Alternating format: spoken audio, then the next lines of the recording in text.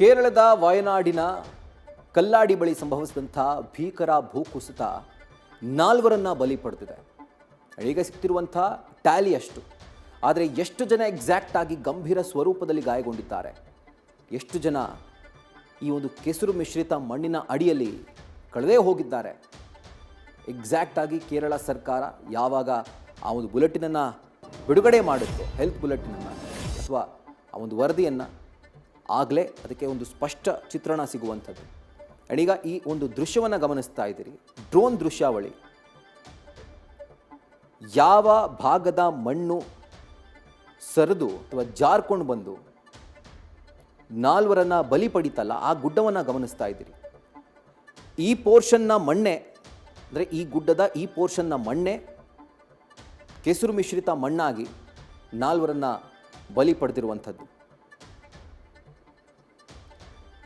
ಅಲ್ಲಿ ನೀವು ನೋಡ್ತಾ ಇದ್ರೆ ಅಲ್ಲಿ ಇನ್ನೂ ಆ ಹರಿವು ಹಾಗೇ ಇದೆ, ನೀರು ಹಾಗೂ ಕೆಸರಿನ ಹರಿವು.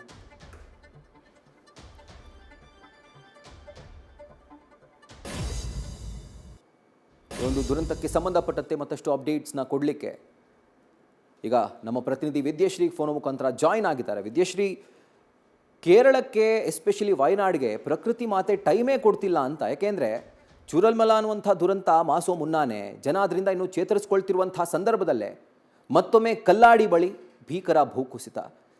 ಈಗ ಸದ್ಯಕ್ಕೆ ಸಾವಿನ ಸಂಖ್ಯೆ 4ಕ್ಕೆ ಏರಿಕೆಯಾಗಿದೆ ಅನ್ನುವಂಥ ಮಾಹಿತಿ ಇದೆ.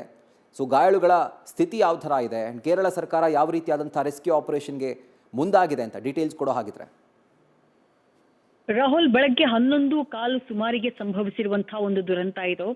ಈಗಾಗಲೇ 3 NDRF ಟೀಮ್ ಸ್ಥಳದಲ್ಲಿ, ಅಗ್ನಿಶಾಮಕ ಸಿಬ್ಬಂದಿ ಅಂದ್ರೆ ಒಂದು ಟೀಮ್ನಲ್ಲಿ 34 ಜನ ಸಿಬ್ಬಂದಿ ಇರ್ತಾರೆ, ರಕ್ಷಣಾ ಸಿಬ್ಬಂದಿ.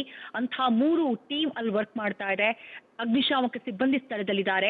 ಬೆಳಗ್ಗಿನಿಂದಾನು ರಕ್ಷಣಾ ಕಾರ್ಯಾಚರಣೆ ಬಹಳ ತ್ವರಿತ ಗತಿಯಲ್ಲಿ ಸಾಗ್ತಾ ಇದೆ. ಹಲವರನ್ನ ರಕ್ಷಣೆ ಮಾಡಿದ್ದಾರೆ. ಇನ್ನು 7 ಜನ ಮಿಸ್ಸಿಂಗ್ ಇದ್ದಾರೆ ಅನ್ನುವಂಥ ಮಾಹಿತಿ ಇದೆ. 9 ಜನ ಗಾಯಗೊಂಡಿದ್ದಾರೆ, ಆಸ್ಪತ್ರೆಗೆ ದಾಖಲಾಗಿದ್ದಾರೆ. ಅವರನ್ನ ರಕ್ಷಣೆ ಮಾಡಿ ಆಸ್ಪತ್ರೆಗೆ ದಾಖಲು ಮಾಡಲಾಗಿದೆ. ಹಾಗೆ ದಾಖಲಾದಂತಹ 9 ಜನರಲ್ಲಿ ಒಬ್ಬರ ಸ್ಥಿತಿ ಚಿಂತಾಜನಕವಾಗಿದೆ ಅನ್ನೋದು ಸದ್ಯಕ್ಕೆ ಲಭ್ಯವಾಗ್ತಾ ಇರುವಂತಹ ಮಾಹಿತಿ.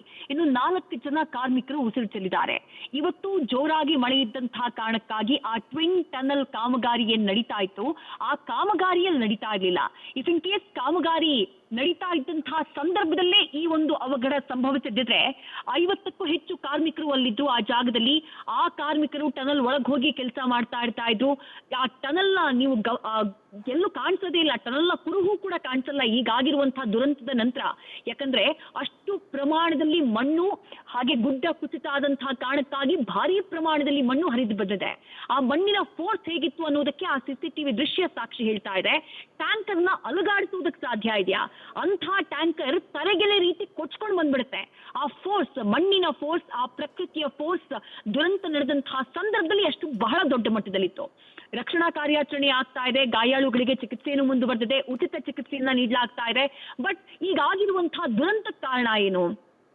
ಕೇರಳ ಸರ್ಕಾರ ಮಾಡ್ತಾ ಇರುವಂತಹ ಆರೋಪ ಏನು ಅಂದ್ರೆ, ಟನಲ್ನ ಕಾಮಗಾರಿಯನ್ನ ನಡೆಸ್ತಾ ಇದ್ದಂತಹ ಆ ಗುತ್ತಿಗೆ ಪಡೆದಂತಹ ಕಂಪನಿ ಏನಿದೆ, ಅವರು ಅವೈಜ್ಞಾನಿಕವಾಗಿ ಕಾಮಗಾರಿಯನ್ನ ಮಾಡಿದ್ದೇ ಇದಕ್ಕೆ ಕಾರಣ ಅನ್ನೋದು ಕೇರಳ ಸರ್ಕಾರ ಮಾಡ್ತಾ ಇರುವಂತಹ ಆರೋಪ.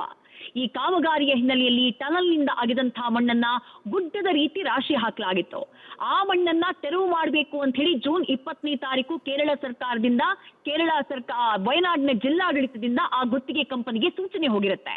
ಮಳೆ ಬರ್ತಾ ಇದೆ, ಹಾಗಾಗಿ ಅದನ್ನ ಕ್ಲಿಯರ್ ಮಾಡಿ ಅಂತ ಹೇಳಿ. ಆದ್ರೆ ಆ ಕಂಪನಿ ಅದನ್ನ ಸೀರಿಯಸ್ ಆಗಿ ಪರಿಗಣಿಸಿರುವುದಿಲ್ಲ, ಆ ಆದೇಶವನ್ನ ಪಾಲಿಸಿರುವುದಿಲ್ಲ. ಆ ಆದೇಶವನ್ನ ಪಾಲಿಸದೇ ಇದ್ದಂತಹ ಕಾರಣಕ್ಕಾಗಿನೇ ಅಷ್ಟು ದೊಡ್ಡ ಪ್ರಮಾಣದಲ್ಲಿ ಮಣ್ಣು ಆ ಕಾಮಗಾರಿ ನಡೀತಾ ಇದ್ದಂತಹ ಜಾಗಕ್ಕೆ ಬಂದ್ಬಿದ್ದಿರೋದು, ಜೊತೆಗೆ ಆ ಟನಲ್ ಕಂಪ್ಲೀಟ್ ಬ್ಲಾಕ್ ಆಗಿರೋದು, ಜೊತೆಗೆ ಕೇವಲ ಜನ ಅಥವಾ ಕಾರ್ಮಿಕರು ಇದ್ದಂತಹ ಟೆಂಟ್ಗಳು ಅವು ಮಾತ್ರ ಇಲ್ಲಿ ಭೂಕುಸಿತಕ್ಕೆ ಆಪೋಷಣ ಆಗಿಲ್ಲ. ಅಕ್ಕಪಕ್ಕದಲ್ಲಿ ಮನೆಗಳಿದ್ವು. ಒಂದು ಮಸೀದಿ ಇತ್ತು, ಮಸೀದಿ ಅಂತೂ ನಾಮಾವಶೇಷ ಆಗಿ ಹೋಗ್ಬಿಟ್ಟಿದೆ. ಸ್ವಲ್ಪ ಕೆಳಭಾಗದಲ್ಲಿ ಇನ್ನೊಂದು ಮನೆ ಇತ್ತು. ಅದೃಷ್ಟವಶಾತ್ ಮನೆಗೆ ಸಣ್ಣ ಪುಟ್ಟ ಹಾನಿಯಾಗಿರೋದು ಬಿಟ್ರೆ ಮನೆ ಒಳಗಿದ್ದವರು ಬಚಾವಾಗಿದ್ದಾರೆ. ಮತ್ತೊಂದು ಮನೆ ಇತ್ತಂತೆ ಪಕ್ಕದಲ್ಲಿ, ಆ ಮನೆ ಮೇಲೂ ಕೂಡ ಮಣ್ಣು ಬಿದ್ದಿದೆ. ಬಟ್ ಆ ಮನೆಯಲ್ಲಿದ್ದವರು ಉಮ್ರಾಕ್ ಹೋಗಿರುವಂತಹ ಕಾರಣಕ್ಕಾಗಿ, ಮನೆಯಲ್ಲಿ ಇಲ್ಲದೆ ಇದ್ದಂತಹ ಕಾರಣಕ್ಕಾಗಿ ಅದೃಷ್ಟವಶಾತ್ ಅಲ್ಲಿದ್ದವರ ಜೀವ ಉಳಿದು ಬಿಟ್ಟಿದೆ. ಇವತ್ತು ಟನಲ್ ಅಲ್ಲಿ ಕೆಲಸ ಇಲ್ಲ ಅಂತಂದ್ರೂ ಕೂಡ ಅಲ್ಲಿ ಪಕ್ಕದಲ್ಲಿ ಸಾಕಷ್ಟು ಜನ ಓಡಾಡ್ತಾ ಇದ್ರು ಆ ಕಾಮಗಾರಿ ನಡೀತಾ ಇದ್ದಂತಹ ಜಾಗದ ಮುಂಭಾಗದಲ್ಲಿ. ಓಡ್ ಬರೋದಕ್ಕೂ ಕೂಡ ಸಾಧ್ಯ ಆಗಿಲ್ಲ. ಜೀವ ಉಳಿಸ್ಕೊಳ್ಳೋಕೆ ಒಂದೇ ಉಸಿರಿನಲ್ಲಿ ಓಡ್ ಬಂದ್ರೂ ಕೂಡ ಆ ಮಣ್ಣಿನ ಫೋರ್ಸ್ ಹೇಗಿತ್ತು ಅನ್ನೋದನ್ನ CCTV ಫುಟೇಜ್ ಅಲ್ಲಿ ನಾವು ಗಮನಿಸ್ತಾ ಇದ್ದೀವಿ. ಹೇಗ್ ತಳ್ಕೊಂಡು ಹೋಗ್ಬಿಡುತ್ತೆ ಜನರನ್ನ ಅಂತ ಹೇಳಿ.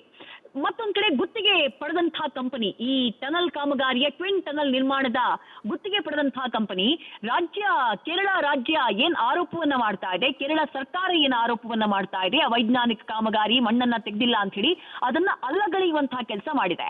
ಮಣ್ಣನ್ನ ನಾವು ಯಾಕೆ ತೆಗೆದಿಲ್ಲ ಅಂದ್ರೆ ನಮ್ಮ ಕಾಮಗಾರಿ ಇನ್ನೂ ಕೂಡ ಕಂಪ್ಲೀಟ್ ಆಗಿರ್ಲಿಲ್ಲ, ನಾವು ಇನ್ನೂ ಕೂಡ ಆ ಜಾಗದಲ್ಲಿ ಕಾಮಗಾರಿಯನ್ನ ನಡೆಸ್ತಾ ಇದ್ದೀವಿ, ಆ ಕಾರಣಕ್ಕಾಗಿ ಮಣ್ಣು ಆ ಜಾಗದಲ್ಲಿತ್ತು, ನಾವು ಯಾವುದೇ ರೀತಿಯಾದಂತಹ ನಿರ್ಲಕ್ಷ್ಯವನ್ನ ಮಾಡಿಲ್ಲ ಅಂತ ಹೇಳ್ತಿದ್ದಾರೆ. ಜೊತೆಗೆ ಆ ದೃಶ್ಯಗಳನ್ನ ಗಮನಿಸಿದ್ರೆ ನಿಮಗೆ ಗೊತ್ತಾಗತ್ತೆ, ಗುಡ್ಡ ಕುಸಿತ ಆಗಬಾರ್ದು, ಮಣ್ಣು ಕುಸಿತ ಆಗಬಾರ್ದು ಅನ್ನುವಂತಹ ಕಾರಣಕ್ಕಾಗಿನೇ ಮೇಲ್ಭಾಗದಲ್ಲಿ ಸಿಮೆಂಟ್ ಶೀಟ್ಗಳನ್ನ ಹಾಕಲಾಗಿತ್ತು. ಆ ಸಿಮೆಂಟ್ ಶೀಟ್ಗಳು ಎಲ್ಲ ಒಡೆದು ಹೋಗಿ, ಆ ಕಾಂಕ್ರೀಟ್ ಸ್ಟ್ರಕ್ಚರ್ಸ್ ಎಲ್ಲ ಒಡೆದು ಹೋಗಿ ಮಣ್ಣು ಏಕಾಏಕಿ ಬಂದು ಮೇಲ್ಭಾಗಕ್ಕೆ ಬಂದು ಬಿದ್ದಿರೋದು ಅಥವಾ ಪ್ರವಾಹದ ರೀತಿಯ ಮಣ್ಣು ಉಕ್ಕಿ ಬಂದಿರೋದು. ಅದೃಷ್ಟವಶಾತ್ ಯಾರು ಕೆಳಭಾಗದಲ್ಲಿ ಒಂದು ದಂಪತಿ, ನೀವು ಆಗ್ಲೇ CCTV ಫುಟೇಜ್ ಅನ್ನ ತೋರಿಸ್ತಾ ಇದ್ದೆ, ಬಸ್ ಸ್ಟಾಪ್ ನಲ್ಲಿ ಬಸ್ಗಾಗಿ ಕಾಯ್ತಾ ಇದ್ದಂತಹ ದಂಪತಿ, ಗಂಡ ಹೆಂಡತಿ ಇಬ್ರು ಕೂಡ ಅವ್ರು ಎಸ್ಟೇಟಿಗೆ ಹೋಗ್ಬೇಕಾಗಿತ್ತು, ಟೀ ಎಸ್ಟೇಟಿಗೆ ಹೋಗಿ ಕೆಲ್ಸಕ್ಕೆ ಹೋಗ್ಬೇಕಾಗಿತ್ತು, ಅಲ್ಲಿಗೆ ಹೊರಟಿದ್ರಂತೆ. ಆ ಟೈಮ್ ನಲ್ಲಿ ಅಲ್ಲೊಂದು ಬಸ್ ಕೂಡ ಇರುತ್ತೆ, ಆ ಬಸ್ ನ ದೃಶ್ಯವನ್ನ ಕೂಡ ನಾವು ತೋರಿಸಿದ್ವಿ ವೀಕ್ಷಕರಿಗೆ. ಆ ಬಸ್ ನಲ್ಲಿ ಯಾರು ಕೂಡ ಇರ್ಲಿಲ್ಲ, ಆ ಸಂದರ್ಭದಲ್ಲಿ ಪ್ರಯಾಣಿಕರು ಇರ್ಲಿಲ್ಲ, ಅವರು ಕಾರ್ಮಿಕರನ್ನ ಹೊತ್ಕೊಂಡು ಬಂದಿದ್ದ ಬರುವಂತಹ ಒಂದು ಬಸ್ ಅಂತೆ ಅದು. ಆ ಬಸ್ ಖಾಲಿ ಇತ್ತು. ಒಂದ್ ವೇಳೆ ಆ ಬಸ್ ನಲ್ಲಿ ಏನಾದ್ರು ಜನ ಇದ್ದಿದ್ರೆ, ಬಸ್ ತುಂಬಿದ್ದಿದ್ರೆ ದುರಂತ ಇನ್ನೂ ದೊಡ್ಡ ಪ್ರಮಾಣದಲ್ಲಿ ಆಗಿರೋದು. ಯಾಕಂದ್ರೆ ಆ ಬಸ್ ನೇರವಾಗಿ ತಳ್ಕೊಂಡು ಹೋಗಿ ಬೀಳೋದು ಆ ಮೀನಾಕ್ಷಿ ನದಿಗೆ, ಅದೊಂದು ಸಣ್ಣದಾಗಿ ಹಳ್ಳದ ರೀತಿಯನ್ನು ಹರಿತಾ ಇದೆ, ಅಲ್ಲಿ ಹೋಗಿ ಬೀಳೋದು. ಮತ್ತಷ್ಟು ಜನರ ಸಾವು ನೋವಿಗೆ ಈ ದುರಂತ ಸಾಕ್ಷಿಯಾಗ್ಬಿಡ್ತಾ ಇತ್ತು. ಇನ್ನು ಆ ಗಂಡ ಹೆಂಡತಿ, ಆ ಗಂಡ ಗಟ್ಟಿ ಮನ್ಸು ಮಾಡಿ ಹೆಂಗಾದ್ರೂ ಮಾಡಿ ಬಚಾವ್ ಮಾಡ್ಬೇಕು ಪತ್ನಿನ ಅಂತ ಹೇಳಿ ಕೈ ಹಿಡ್ಕೊಂಡು ಓಡ್ಕೊಂಡ್ ಬಂದ್ಬಿಡ್ತಾರೆ. ಎಷ್ಟೇ ಸ್ಪೀಡ್ ಆಗಿ ಓಡ್ಕೊಂಡು ಬಂದು ಆ ಟ್ಯಾಂಕರ್ ಅವರನ್ನ ತಳ್ಳಿಬಿಡುತ್ತೆ. ಇನ್ನೂ ಒಬ್ರು ರೈಟಿಗೆ ಹೋಗಿ ಬೀಳ್ತಾರೆ, ಮತ್ತೊಬ್ರು ಲೆಫ್ಟಿಗೆ ಹೋಗಿ ಬೀಳ್ತಾರೆ. ಅಕ್ಕಪಕ್ಕದಲ್ಲಿ ಇದ್ದಂತಹ ಜನ ಅಲ್ಲಿ ಪಕ್ಕದಲ್ಲಿ ನೋಡೋಕೆ ಅಂತ ಹೋದವರು ಅಥವಾ ಬಸ್ಸಿಗೋಸ್ಕರ ಕಾಯ್ತಾ ಇದ್ದವರು. ಸದ್ಯ ರಕ್ಷಣಾ ಕಾರ್ಯಾಚರಣೆ ನಡೀತಾ ಇದೆ. ರಾಹುಲ್, ನೀವು ಹೇಳಿದ ಹಾಗೆ 2 ವರ್ಷಗಳ ಹಿಂದೆ ಇದೇ ಜುಲೈ 30ನೇ ತಾರೀಕು ವಯನಾಡ್ನಲ್ಲಿ ದುರಂತ ಸಂಭವಿಸಿತ್ತು. 450ಕ್ಕೂ ಹೆಚ್ಚು ಮಂದಿ ಜೀವವನ್ನ ಕಳ್ಕೊಂಡಿದ್ರು. ಸದ್ಯ ಈಗ ಮತ್ತೆ ದುರಂತ ಆಗಿರೋದು ಅದೇ ವಯನಾಡ್ನಲ್ಲಿ. ಭೂಕುಸಿತದ ಮುನ್ಸೂಚನೆ ಏನಾಯಿತು ಅನ್ನುವಂಥ ಒಂದು ಆತಂಕ, ಭಯ, ಕಳವಳವನ್ನ ಹುಟ್ಟು ಹಾಕಿರೋದಂತೂ ಸತ್ಯ. Rahul, right Vidyashree, thank you ಡೀಟೇಲ್ಸ್ಗೆ. ನ್ಯೂಸ್ ಫಸ್ಟ್, ನಿರ್ಭೀತಿಯಿಂದ ನಿಮ್ಮ ಪರವಾಗಿ.